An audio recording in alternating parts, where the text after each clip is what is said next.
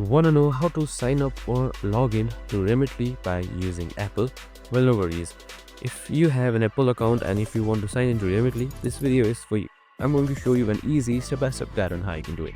It's super simple and under a minute, so let's get straight to it.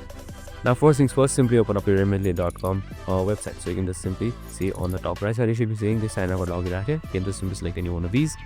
And now once you have selected that, here you should be seeing a new window pop up of authorization. So you can just simply scroll down and you should be seeing continue with Apple right here. So you can just simply select it. And once you have selected continue with Apple, here you should be under apply.apple.com, appleid.apple.com, where you can just simply log in with your email ID or phone number. Select, you can also sign in with iPhone or select continue, and once that is done, you should be directly directed into remitly.com where you can log in. And that's it. I hope this video helped. If it did, make sure to like, subscribe and tune in with us for more of these videos. See you in the next one.